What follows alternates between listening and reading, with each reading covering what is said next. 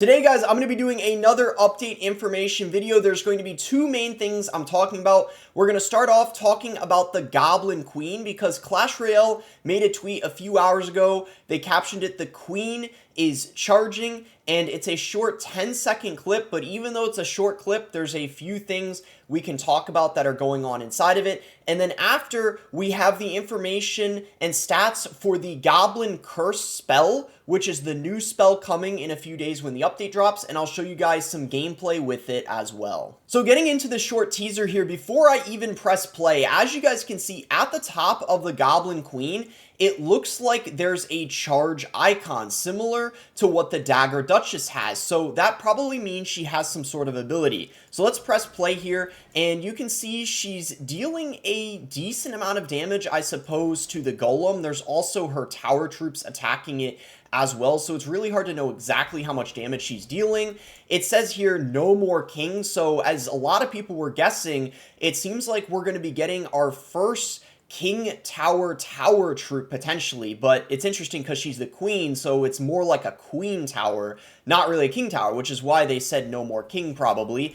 And then as you can see, you get a better look at the charge icon here, the charge bar. It's starting low and then it kind of charges up, and you see a goblin cage played. So maybe what it is, when you play goblin based cards, that's when her bar ends up charging up. Maybe that's why they show it at the top there. And as you can see, it's moving up as more goblin cards are being played. You see a goblin gang, spear goblins. So I don't know if it's only when you place it or if it has to do with when your opponents play it as well. And then the goblin barrel was thrown too, if you saw that briefly, which is another goblin based card. And then they're also saying here TV Royale tomorrow, which likely means we're going to get more information about the Goblin Queen the next day. But as of now, it's looking like without a doubt, it's going to be basically the new King Tower from what it seems like. Alright guys, now let's get into the stats and then a game with the Goblin Curse spell. So the first thing you're going to notice is that's what it looks like right there, the card art, and it's only 2 elixir, so a very cheap spell. It's an epic rarity. It deals 25 damage per second. It has a plus 50% damage amplification, so that's interesting. I think that's a new term we've never seen before in the game. It has a 6-second duration. It deals 5 damage to crown towers. And then the goblin level, it says 11, and it has a radius of 4 tiles. Now, if we quickly compare the Goblin Curse to other spells, you can see it deals less damage to both troops and towers than the Tornado and the Zap. But with that being said, it still looks like it might be a pretty decent spell because of the other effect it ends up having. And the reason for that is because of these two things. Because of the 50% bonus damage, it doesn't affect crown towers, but it helps you destroy enemy troops faster when it's combined with other damage sources. So this means it's going to be powerful because of the ability of the spell, because it transforms destroyed troops into goblins. Apparently, Mother Witch isn't the only troop that learned black magic. Is there a goblin wizard who created the Goblin Curse? For now, we only know that this curse spell transforms troops into goblins instead of hogs. So cursed troops turn into goblins. Unlike cursed hogs, these goblins are normal with the same stats and pointy knives. Here we go, guys. Let's get into one game with the Goblin Curse spell. So it's going to be 2 meta decks, so we can kind of get a feel if it's going to be better inside of a beatdown deck, a Lava Hound, or a cycle deck. Basically the rocket cycle deck with the princess we've been seeing recently. It's hard to know for sure what it's going to go well in. I feel like with spells even more so, you really need to kind of see what it synergizes well in, what cards, what other spells, for example. I do have a feeling you're definitely going to have to use this card with another spell. I think it's going to pair very well, for example, with Zap and Arrows, another spell that can essentially help you deal damage while the Goblin Curse is down, because essentially you need to be able to kill the units inside of the Goblin Curse in order for them to turn into goblins. So the idea behind it is, if it's things that have more hit points, the Goblin Curse isn't going to be able to take it out alone. However, the Goblin Curse alone is able to kill things like a skeleton army. So if you're playing it on top of that, or use it to defend a graveyard, for example, you can get an absurd amount of goblins, and it is absolutely ridiculous. And the fact that it's only a 2 elixir spell as well,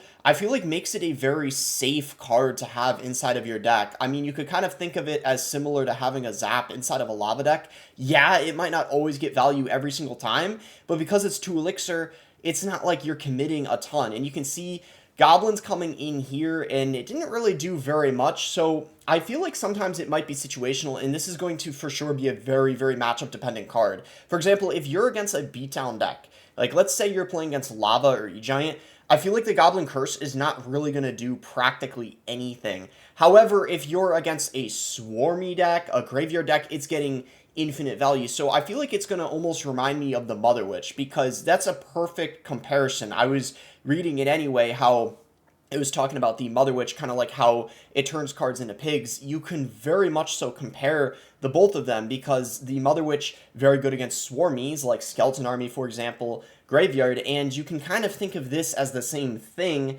except it's a spell. So it's quite interesting. It'll be very, interesting just to see how it plays out.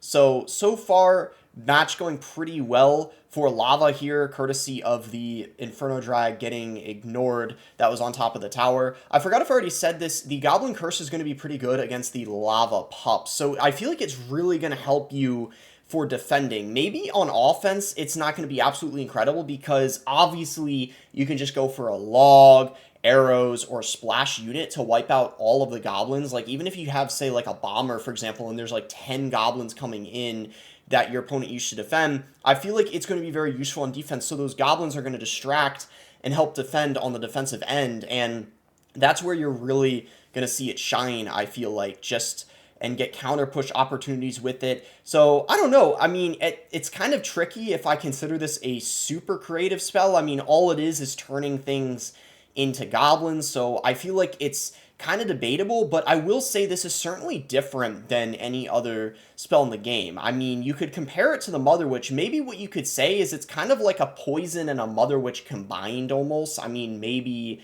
that's sort of what it is, but even the radius is a lot larger than most other spells. Like, I mean, the Zap, for example, and it's even larger radius than the poison. So there's a lot of opportunities to get a lot of value with it. And now the game is significantly closer. Lava ended up blocking the princess there, which is really clutch. And I forgot if I mentioned this, the Void, it takes a bit longer now for it to get that first strike in. That was one of the things that ended up getting nerfed in the balance change. So that might end up impacting the Void quite a bit. The Void might end up pairing quite well with the Goblin Curse. Hard to say for sure. As you can see, Goblins coming in. So it kind of helps distract a bit on defense. So you kind of have those Goblins as sort of like a mini tank, helping you defend alongside other things. So it's just going to be, I mean, it's just going to be cool to see how it plays out.